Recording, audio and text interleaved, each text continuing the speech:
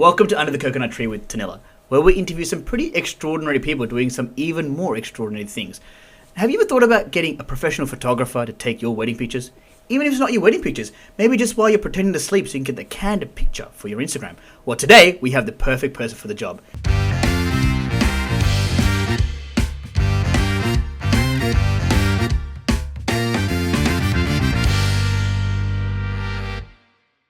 Powered by WinLads. Shevan, welcome to the podcast. How you going? Good, man. Thanks for having me. How are you? I'm really good, man. I'm excited to hear about your story and how you got to where you are today. Yeah. But before we do that, give me a little bit of a summary of what you do in a sentence or two, we'll say. I take photographs.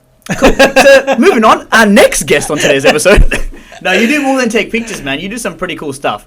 Yeah, man. I've known you for years, so... Yeah, I mean, I've kind of dabbled in a bit of video work as well. Obviously, like, my background wasn't photography or any kind of media-related stuff at all. I was going down the usual good curry boy path, finishing high school VCE and going to uni.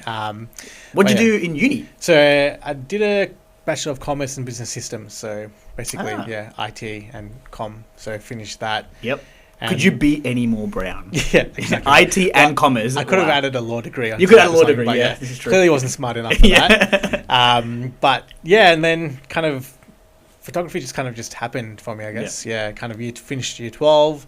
SLRs were like the big hype back then, it's the latest craze. Right, okay. And that was before digital SLRs, DSLRs, right? Yeah, Okay, cool. So before then it was kind of just all film cameras and stuff. But I mean, everyone's always like, did you always want to be a photographer? I was like, no, that wasn't never an option. You wouldn't even think about doing. And you weren't allowed because you had Sri Lankan parents, correct, right? Yeah, it's law. Had to be IT. IT or an accountant, Yeah. 2 or 3, which you did. Yeah, I mean, bless my parents were pretty sweet, so, they were kind of flexible. That's good. But yeah, at the time, finished uni, had the camera, did a bit of travel, and I think that's where I really fell in love with photography. Yeah. Being, capturing different cultures, traveling, just catching that raw emotion. I've seen some of your pictures, man, and they're incredible. We'll get to what you do now a little bit later. But so when you were traveling the world, you were just doing the typical thing where, all right, I finished high school, or my first couple of years of uni, let me backpack Europe or whatever it is, right? Yeah, so I think it was actually a boys' trip to Brazil.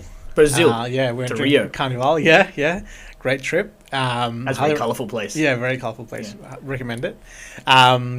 Just took the camera and kind of just took photos of just random things, and then kind of came back, and then I just go for walks literally by myself through the city, and I just take learning how the camera worked. Like in Melbourne? In Melbourne, yeah. So just had a bit of spare time, or skipped uni, I just walk around, take a photo, streets and lights, random things. And did you go to the alleyway with the graffiti and whatnot? Yeah, I did actually. Yeah, that's my good friend Dineth Marpa, and I was just come for a bit of a city walk. Yeah. Took some photos of him, and then I just go back and muck around with editing, and just kind of really fell in love with it. That's awesome. Yeah.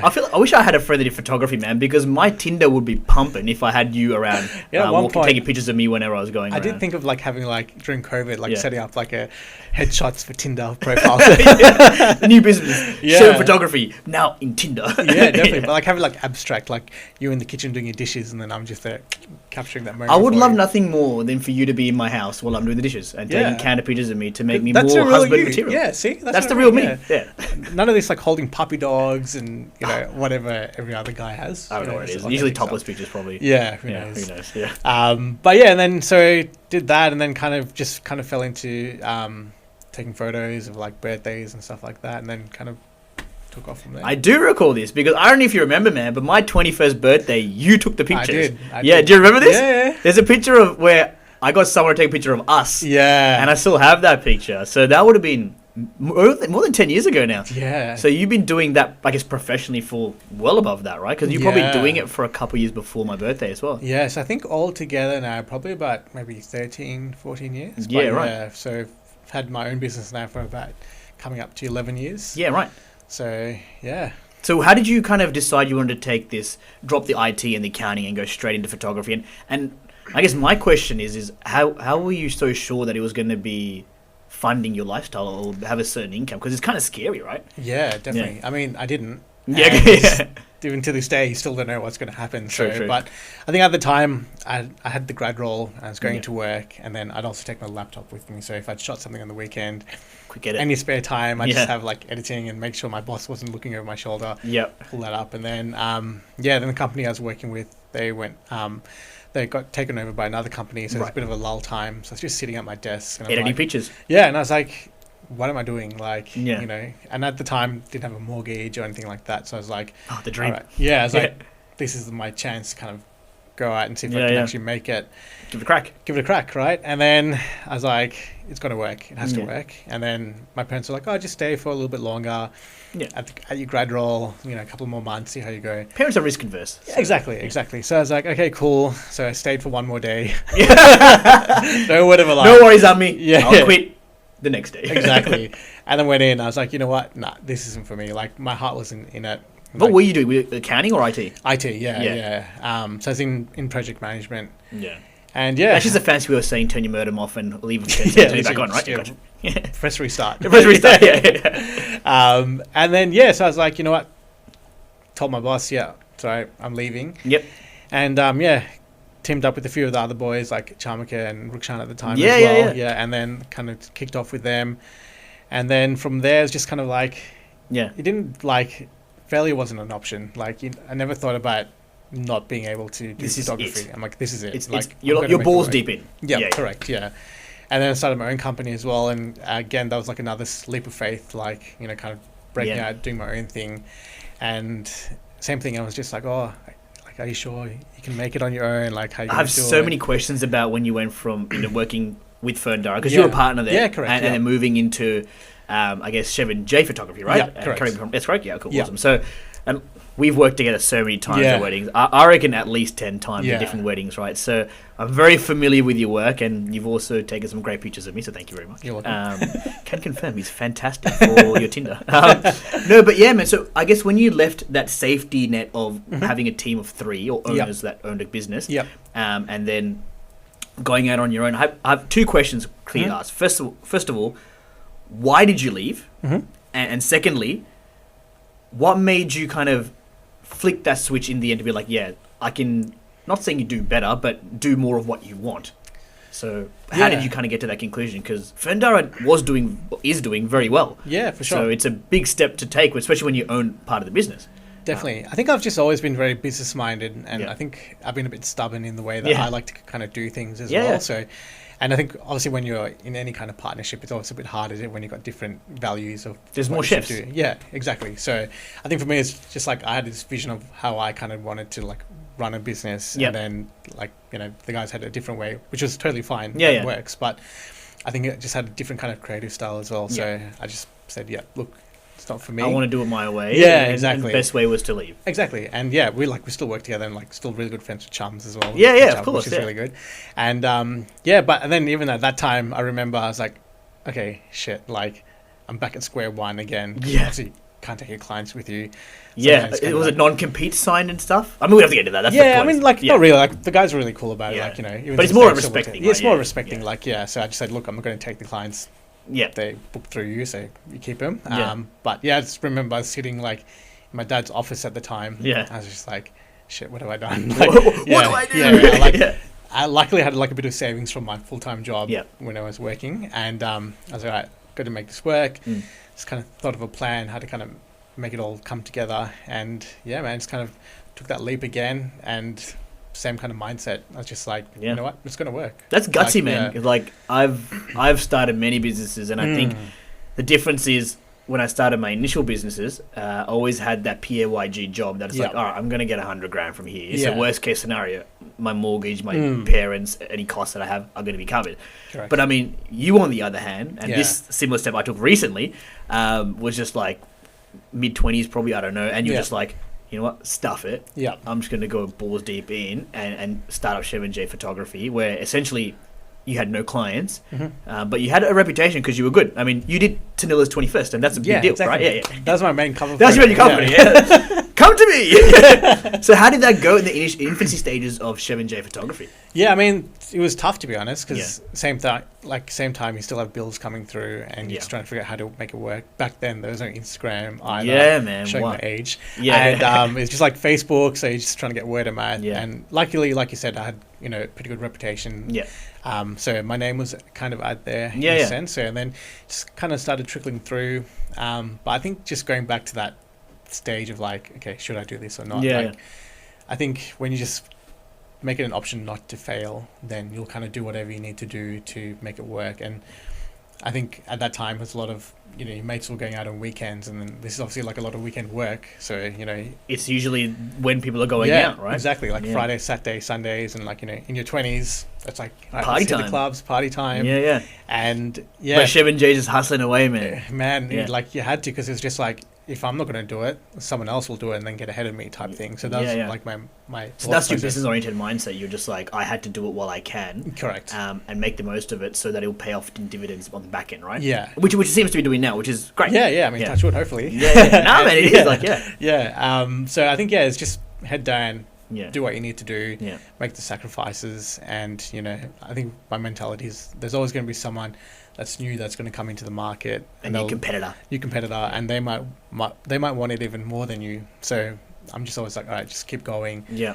Keep ticking the boxes and Yeah, do yeah. what you do. And then I still remember, like, I had a friend Yeah. back in the day who was like, I was just started off again under my own company. He's like, Yeah. so when are you going to get a real job? I was like, And now I see why you said friend. yeah, you know what I mean? I was just like, you're always going to come across people that have that, they'd rather try and put you down to make themselves feel better, or they might see something, in like me, that I've actually taken a risk type Yeah. thing and wish they could do it type thing. So Man. I think, anyone that's out there that's thinking about doing it, there's always going to be a Fucking lot do of it. talk. Just do it. Yeah. For me, my main thing was like, I'd rather be like 90 on my deathbed and be like, you know what, I gave it a shot, gave it everything I had.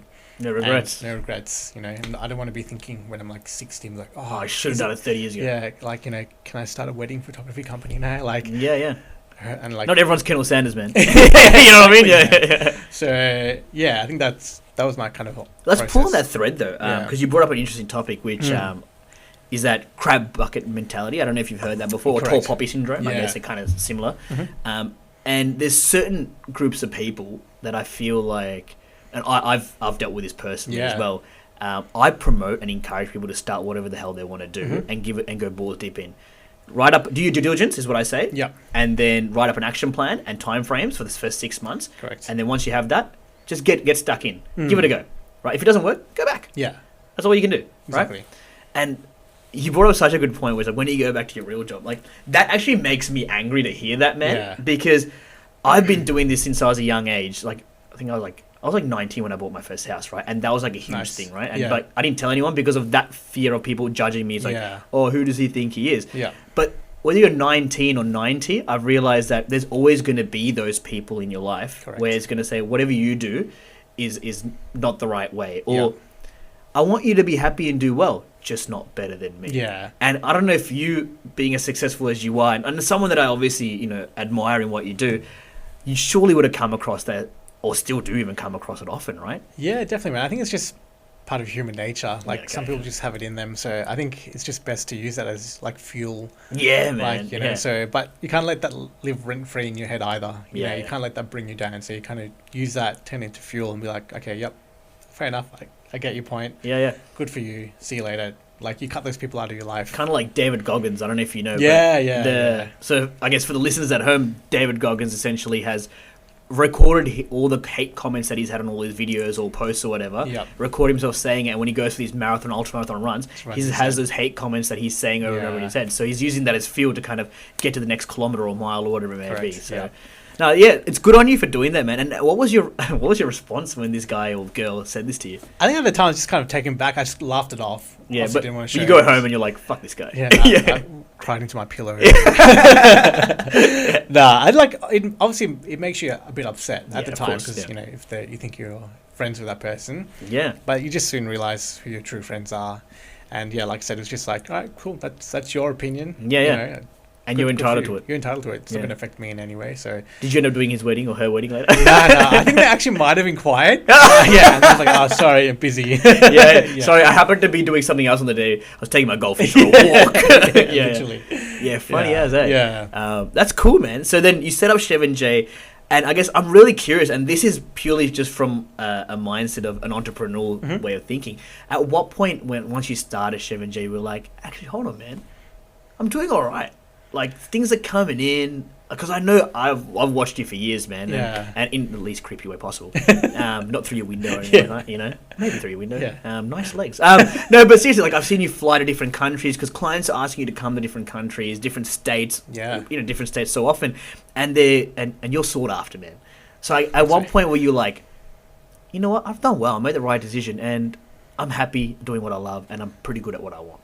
How long did that take? Yeah, I mean, I don't think I've really thought about it in that sense. And Well, you're thinking about it Yeah, no, I'm definitely like very grateful for everything I've been able to do and all the experience I get. Like it's amazing, and it still feels surreal when, like we said, like an inquiry to go overseas somewhere to shoot a wedding.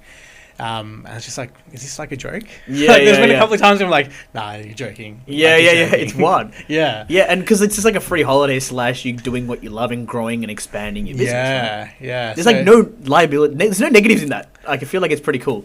Yeah, like, I mean, nothing ever really feels like work, like, which cool. is a blessing, you know, like, I love the fact that I get to do what I love. Yeah. And, you know, I think during COVID, that's probably when it hit me the most, when it was just like, I wasn't able to do what I love. Yeah, yeah. And then I was just like, shit, like, what am I going to do? Like, How was that? Yeah, actually. Yeah, it was tough, man. It's probably like one of the toughest moments in my life. Like, financially and mentally? Financially, it was like okay, because like, you know, I had saved up, you know, I wasn't crazy with my money, and cool. you know, I was living with my best mate at the time, so that was there. But it's just that mental thing of not being able to work. Yeah. You know, so I ended up working in the Woolies factory doing night shift. Yeah, right. Just to try and keep These are the busy. stories that I want to hear, man. Yeah. Like, it's someone so successful as you, to even during COVID to go work back at Woolies. Yeah.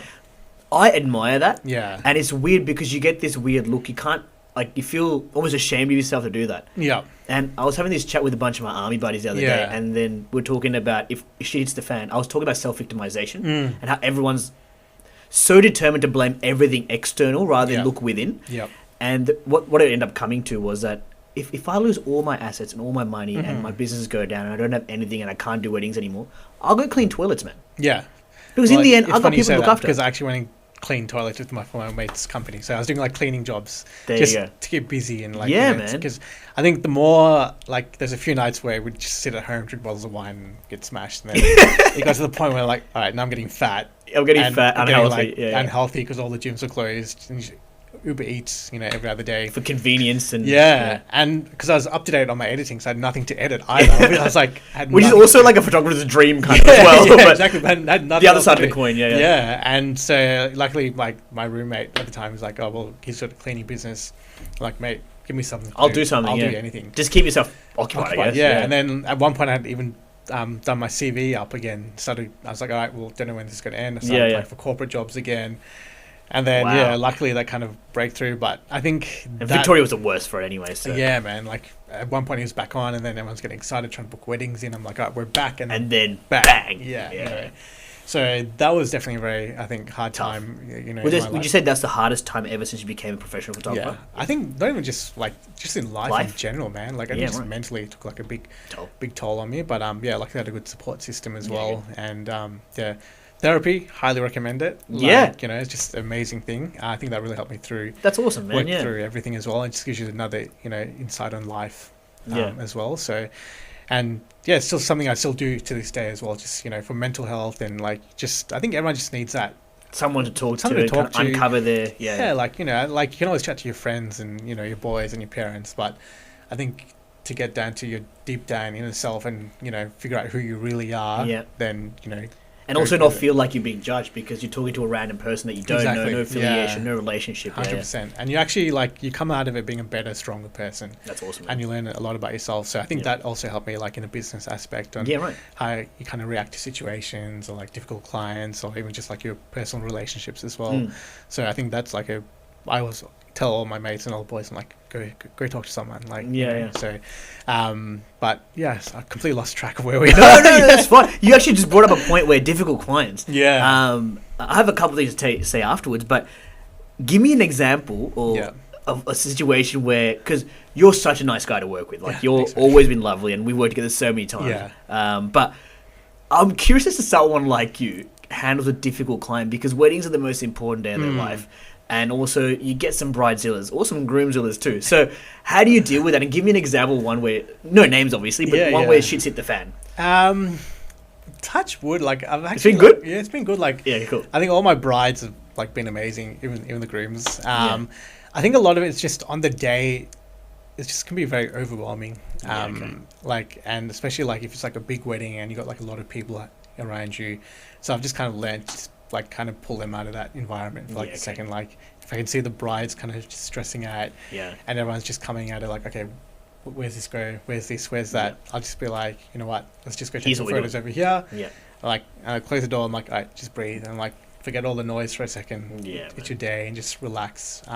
Especially like, you know, Sri Lankan houses, you go over there, some auntie yelling at you, some uncle's like, where's this? And then it's just chaos. Man, even on your wedding, the Sri Lankan auntie is going to be like, tikak mahat la ne. Like, you know, it's like, bro. Yeah, like you can't win. Like, you can't win, So I think I always tell my clients on the day, like you just got to be there with each other and forget all the noise around you as well. So, but difficult clients, not really, not so much, man. I think I like during the meeting process, I'll just be like, look, this is how I kind of run the day. You know, this is my kind of style of shooting, so I just kind of make sure they're on the same page as me. Yeah, gotcha.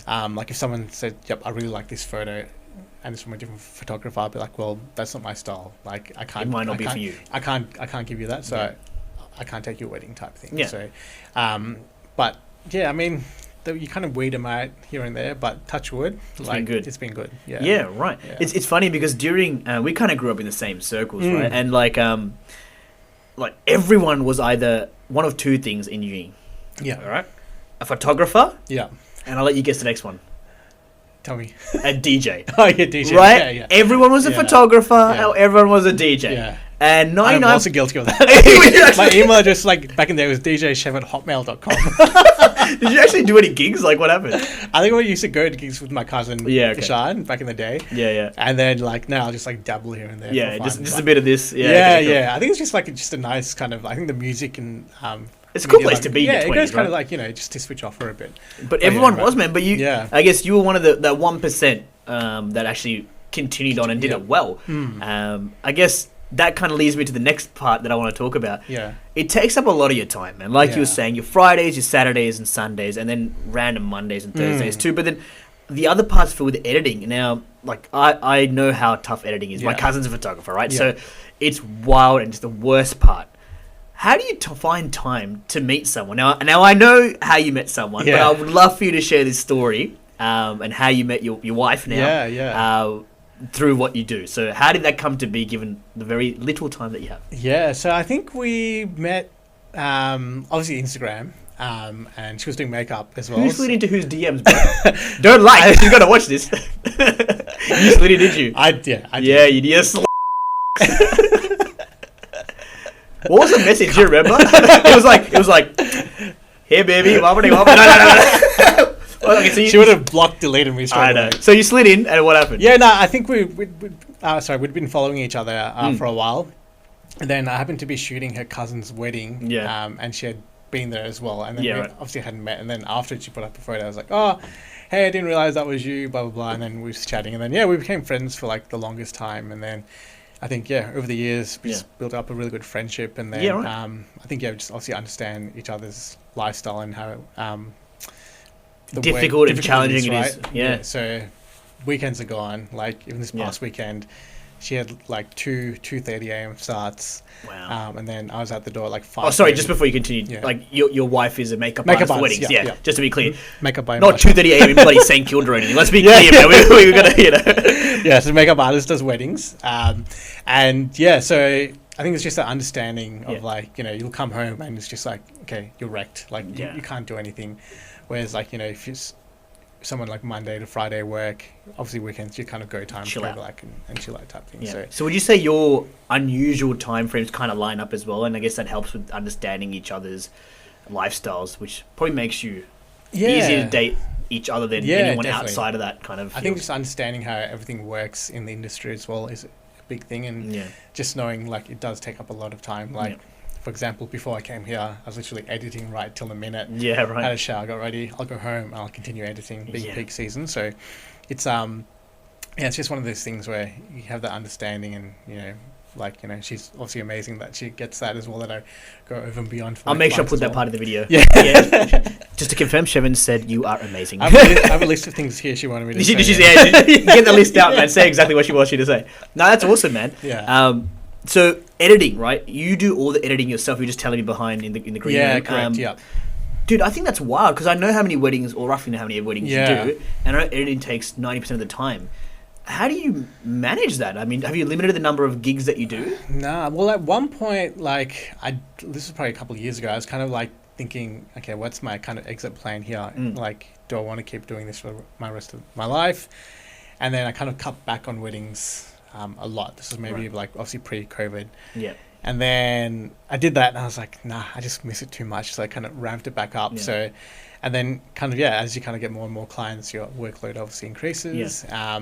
I think these days it's just, for me, like, I know like a lot of other companies will outsource their editing or they'll give it to someone else to do. Yeah. But for me, it's just like, I was there on the day, I can relive that experience and make sure, like, there might be something like I see, okay, I shot something, I want to make that black and white, I'll remember that. And then when it comes time to edit, you're like, this is what I want to black and white. That's exactly how I want to edit it, or the color tones and stuff like that. So and the aperture, that's the only word I know. ISO. Yeah, that one. The ISO. Yeah, man. I think it is like pretty much if I'm not sleeping or eating or making time for the gym, walking the dog, spending time with the wife, then I'm editing pretty much. Good thing it's the last one. Yeah, you almost forgot, didn't you?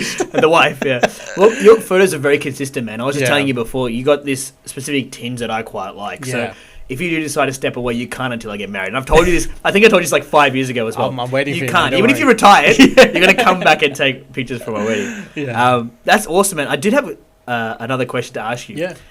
With weddings, what's your favourite part of it? Ooh. It's a tough one. It's a thinker. I don't think anyone's ever asked me that before, actually. It's a good one. This is why you're under the coconut tree with Tanila. So, we ask the tough questions. You know what would be good to have here? Like coconuts. We should. Like an actual, tamboli while you're interviewing. You know what? I'm going to ask the organizer and the owner of this to get some coconuts. Definitely. I think coconuts are good. And we should be able to drink from the coconuts with a straw. I think that'd Put be like awesome. a little palm tree here too, man. We should get a palm tree. Next season when the budget grows. Done. I'll come back for season 2. Come back for season 2 and we'll have a palm tree. Yeah, definitely. We might even have like some women in coconut bras. I don't know, man. Like, I don't know. We'll see. You should wear the coconut bra. You got a 6-pack, I should, to cover, give the people what they want. To cover the nips, Thing I like most. I think, you know what, it's probably funny, but I think the speeches, like a good speech can always like trigger out the heartstrings. Obviously, I think another thing that weddings has made me realize is that, life is also short. So you see like a lot of people there that might have, lost a parent or something like that as well, or a sibling along the way, or just something really sad. And then, it just puts everything into perspective how, life is just very short. And don't take it for granted. Don't take it for granted, and just be nice to people, man. Like, even like weddings, it's so stressful, and like, people do spend a lot of money. End of the day, it is money, and it's nice. But I think the most important thing is having the people there, that love you a lot, that you can share that experience with them as well. So people don't remember the debits and the credits, man. They remember the memories. Exactly, man. That's it. How nice you treated someone. So yeah, exactly, man. I love that you said that. Yeah. Every time I do a wedding, my thing is like, forget about all the noise. Don't worry about the run sheet. I'll look after all that. Yep. You just focus on enjoying the present moment, because before you know it, that moment's gone. Your first dance, gone. Yeah. Mother, son dance, gone. Yep. Cutting the cake, gone. So it happens so quick. And I think you've hit the nail on the head. So I think for anyone watching, they should really, always getting married, or if they're on the bridal party, remind the bride and the groom to be present. Definitely. That's awesome, man. Yeah, be present, and and also, like, your speeches, don't make them too long. Bro, you're telling me. That'll be like my one pet peeve and advice. Like a good speech is kind of just, it's short, sweet, and you don't have to tell 5 to 7 minutes, man. Yeah, 5 to 7 minutes tops. Yeah, the couple could do all that. Like, the bridal party, one story, short and sweet. and then that's it. Like, I agree. And no personal jokes, because then No one gets it. the other 300 people don't get it. I know. If it's Sri Lanka wedding, definitely 300 other people. Yeah. Man, I guess since you've been doing it for a while, what's next? Like, where do you see or envision Shevan J? Yeah, it's a good question, man. I think like I love doing like the kind of like offbeat projects as well. So we mentioned earlier, did some work for Jehan as well. So that was always cool, dude. Fun. Very cool, dude. You guys should get him on the podcast. You know what? I'll think about it. I'll think about it. Yeah. I've got his number if you want to call him. Yeah, give me some. I'll make sure it's on the podcast. So like doing all those kind of like back in the day, like, his videos helped him out capturing that. That was just fun. Like, just he had a good time on set, and like that guy's a genius, you know, and very clever and witty. So doing stuff like that, wouldn't mind getting into just some side projects. Love to get back into the travel photography as well. Nice. And you know, love to be in National Geographic one day. That's awesome. Be my goal. Well, yeah. You had a picture. Yeah, and actually that reminds me. Yeah. Thank good memory, man. I've been stalking you for a while. Also, they hire the best to host this podcast, you know. So you had a picture. Let's pull that thread. Yeah, that actually went viral and it was shared somewhere. Please tell us. Yeah, so I think it was my trip to Africa, wasn't it? Yeah. No, there's one from. This was like a while ago. I think when I went to Cambodia, Vietnam. Okay. Yep. And it was like a monk. A child monk, and I think he was just resting in a hammock, and then National Geographic picked it for like one of their photo of the year or something like that, like amateur photographers back in the day. And that's when I was like, holy shit, like that's pretty cool. That's very cool. Dude. Yeah. So after that, I was like, I'd love to try and get back into that. And then I did go to Africa on a whim with my auntie and all her friends. You did an album for that? Yeah, I had an exhibition. Yeah, sorry, that's right. Yeah. So I had an exhibition. So sold some frames and prints, which is kind of cool. I think I came to that, man. I think you did. Yeah, because I remember there was some really cool pictures. Yeah. That was back in the old studio that I had in Collingwood. So that was a surreal experience. Like again, just at the time we don't think about it, and then it was only afterwards I'm like, holy shit, I just had an actual exhibition by myself, type thing. Now I'm gonna lie, some gangster shit. So that was definitely cool, just to it's just kudos. A weird feeling, man. Yeah. Last question to ask you. For all the people that are watching this podcast and they're kind of curious about whatever it may be, it doesn't have to be photography, what's the one thing that you can tell them, hey, focus on this, whatever it is you want to do, and you can't go wrong? What would that bit of advice be? I think it would be just like trust the process and believe in yourself. And you're going to experience hardship along the way. You're going to tell people that it can't be done. You're going to doubt yourself, but you're going to put all that side away and just do it. Like, I think it's just as simple as that. Take it day by day. Have a long-term plan, obviously, but each day just kind of have a goal list that you want to do. Whether it's even just getting up, tidying up a little spot in your area, tick it off, done. Next day. Make your bed. Yeah, that's what they say, right? Make your bed first thing in the morning, and you're already winning, type thing. So, and I think you wake up, you're breathing, you're already winning at life. So everything else from that is a bonus. So I love that. Yeah, I need to quote that. I get it on a T-shirt. Yeah, that's good. I'll take the photo of you. Just trust the process and believe in yourself, I think. And I think just be a good person. That kind of comes back to you as well. It doesn't cost anything just to be nice, man. That's it, man. Like, especially in today's world, there's just so much going on, and I think we kind of lose that touch of what it is just to be human. Absolutely. Just a simple smile when you're walking past someone, just saying hello can make a difference, in their life, type thing. So, definitely, man. Thank you so much for sharing, and thank you for coming on the podcast, man. I learned a little bit more about you and got some insights into your life as well. I hope to have you on the show again in the near future. Man. Yeah, for sure. All the best for Shevan J Photography, man. I love what you do, and I can't wait to see it grow and kind of exponentially grow and see what is going to come, I guess. But thank you to everyone watching the podcast today. Shevan J has been absolutely fantastic to have on. Make sure that you like, subscribe, and share this video as well, so everyone can get a taste of Shevan J's photography. Thanks so much, man. Thanks, man. Appreciate it. I'll be waiting for your call for your wedding. I know. I'm working on it. Let me find a missus first. By the way. Peace out, guys. Cheers.